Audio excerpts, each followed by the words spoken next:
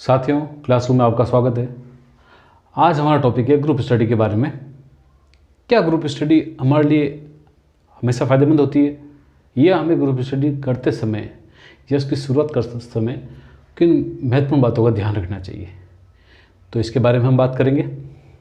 दोस्तों, अगर आप एक नए खिलाड़ी हैं, आपने अभी तैयारी शुरू की है, किसी भी पीसीएस की, स्टेट पीसीएस की आपने अभी तैयारी शुरू की है, तो आपके लिए शुरुआत में ग्रुप स्टडी फ़ायदेमंद होने के चांसेस कम हैं। आपको थोड़ा संभल के इस दिशा में बढ़ना है।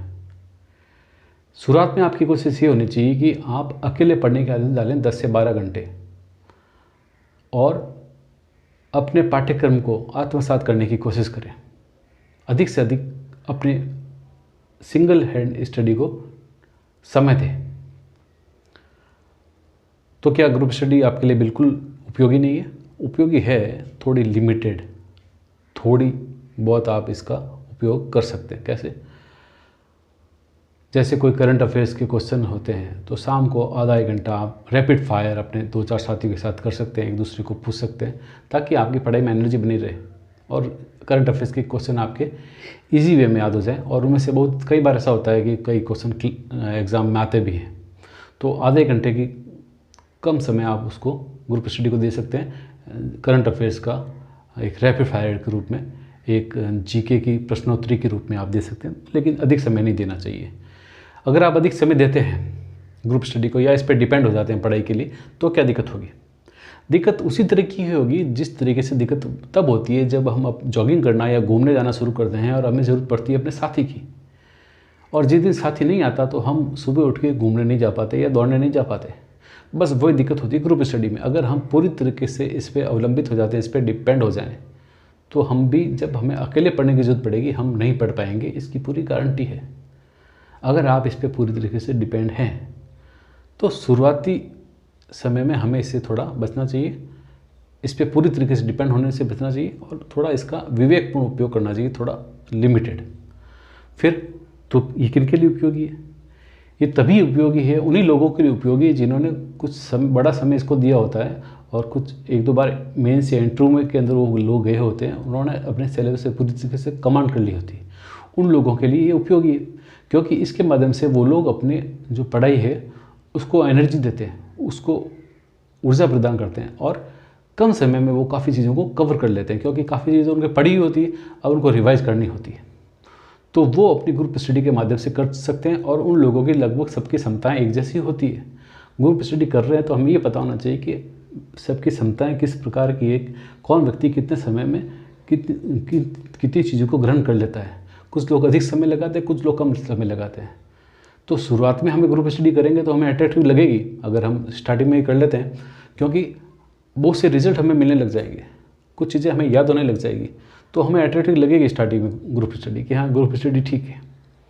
लेकिन आपको बड़ा टाइम देना होता है, लंबी रेस होती है, तो आपको एक लंबा समय खुद की पढ़ाई को देना ज़रूरी है, तभी आप उन चीज़ों को, बहुत सारी चीज़ों को याद कर पाएंगे, उन पे अपना नियंत्रण स्थापित कर पाएंगे, बजाय सीमित चीज़ों पर नियंत्रण पाकर सफल होने से, खुश होने से ज़्यादा बेहतर ये है कि हम एक बड़ा टाइम अपनी पढ़ाई को दें, बशर्ते कुछ चीज़ों को याद करके हम खुश हो जाएं।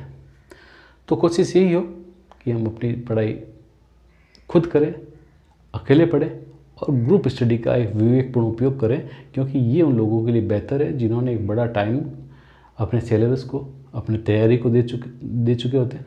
उन लोगों के लिए ये रिजल्ट देने वाली होती है। बाकी जो नए हैं उनको ये इस बात का अवश्य ध्यान रखना चाहिए।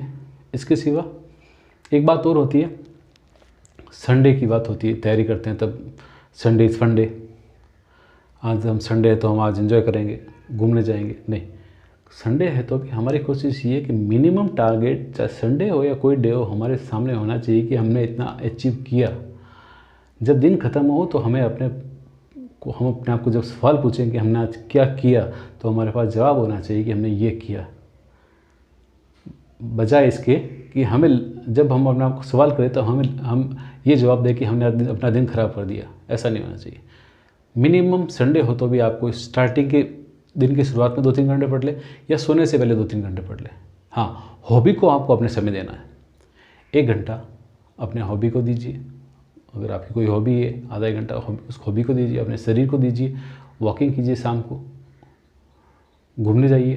तो अपने शरीर को और ख़ुद को समय देना भी ज़रूरी है जब हम अपनी पढ़ाई कर रहे होते हैं, क्योंकि जब भी आप किसी पीसीएस की तैयारी कर रहे हैं तो एक बहुत बड़ा समय होता है। तो उससे अपने बॉडी को अवॉइड करना, अपने हॉबी को अवॉइड करना, अपनी मानसिक जो स्वास्थ्य है उसको अवॉइड करना सही नहीं होता है। उसके दुष्परिणाम होते हैं, और अगर हम समय देते हैं तो उसके अच्छे परिणाम भी हमें मिलते हैं, हमारी प्रोडक्टिविटी बढ़ती है। फिर एक जो प्रचलन है वो है आजकल लाइब्रेरी का। हम लाइब्रेरी में पढ़ते हैं और साथी को कहते हैं कि तू भी वो लाइब्रेरी ज्वाइन कर, हम उस लाइब्रेरी में चलते हैं। तो हमें किसी के भरोसे तैयारी नहीं करनी है। हमें अगर लाइब्रेरी में जाते हैं, आप पूरा दिन पढ़ते हैं, पूरी रात पढ़ते हैं, तो कोशिश ये कीजिए कि आप अकेले जाइए, किसी के भरोसे से शुरुआत नहीं कीजिए, क्योंकि सफ़र ये कितना लंबा है, कितना अकेले चलना है, कौन कब तक चलेगा आपको नहीं पता। तो ऐसी आदतें डालने से बचें और खुद की पढ़ाई, खुद का जो अनुशासन है उस पर पहले ध्यान दें। लाइब्रेरी में जब जाते हैं तो किसी ने अगर साथ में जाते हैं तब वो साथी कह देगा चाय पीने चलो, तो हम निकल लेंगे, हमें जाना पड़ेगा। हम पे सामाजिक दबाव होगा और हमें उसकी कीमत अपने को समय को ख़राब करके चुकानी पड़ेगी। तो इन चीज़ों से बचना है।